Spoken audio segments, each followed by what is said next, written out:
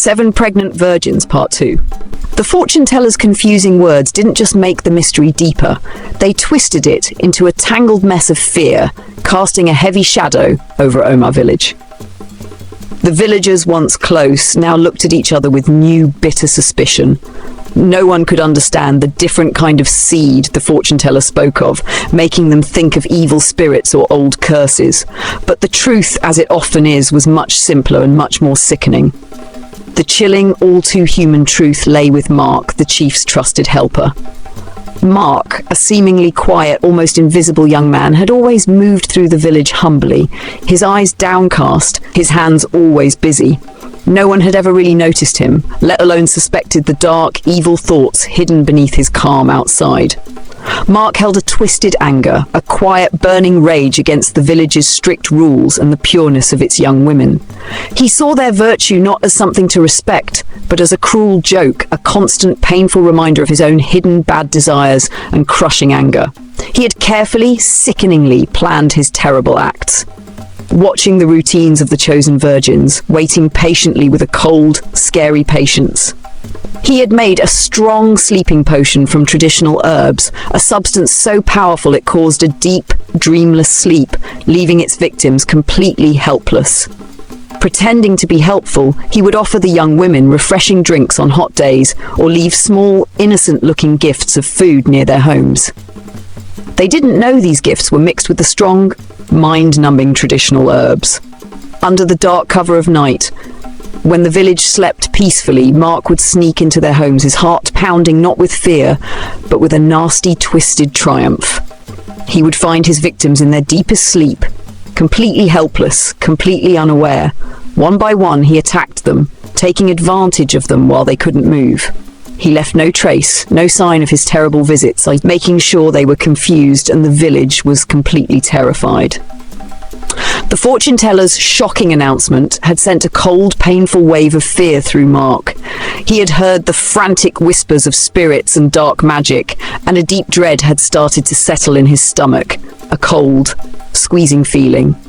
He hadn't thought about the pregnancies. His twisted knowledge of the herbs was only about making people sleep, not about whether they could cause babies. He had thought his actions would remain a silent, secret victory, proof of his sick power. Now his terrible deeds were showing in the most obvious, horrifying way, and the eyes of the village, once so conveniently blind to him, were searching for answers, their gaze like hot coals on his skin. What happened to Mark? As the long, painful weeks turned into months, the pressure in Omar village became too much to bear, a suffocating weight. The elders, desperate for a solution, for an end to the widespread fear, pushed their investigation with a new, almost wild energy. Old man Okoro, with a nagging feeling that wouldn't leave him alone, started paying closer attention to even the smallest details, the slight changes in routines, the quick shifts in behavior.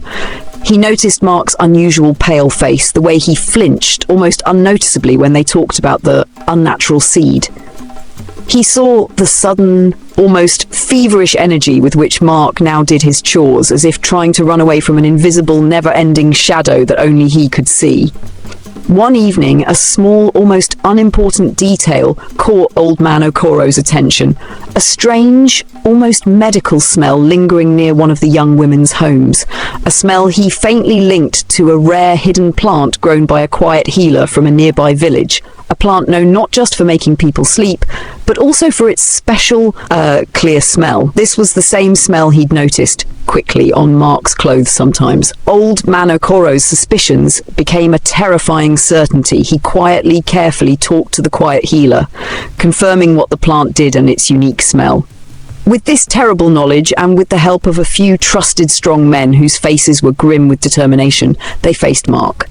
At first, Mark denied everything, his voice a weak whimper, his eyes darting wildly like a trapped animal. But under the never-ending sharp gaze of old man Okoro and the quiet blaming stares of the villagers who had gathered, their faces showing dawning horror and anger, his calm broke, then completely shattered.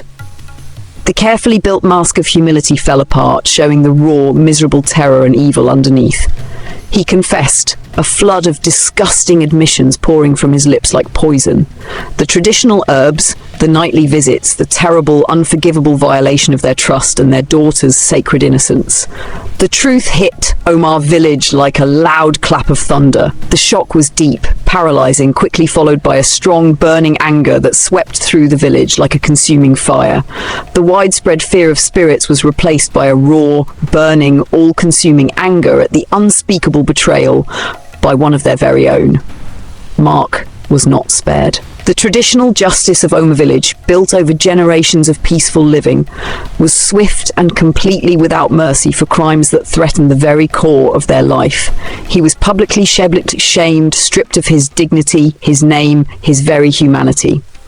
He was thrown out of the village forever, forced to wander as an outcast, his name a chilling word for betrayal and wickedness.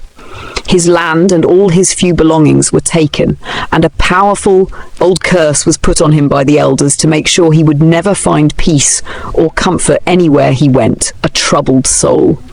His story became a terrifying warning, a chilling, whispered reminder that sometimes the greatest evils are not found in magic, not in unseen spirits, but in the dark, twisted parts of a human heart, hidden in plain sight, waiting to unleash their horrors.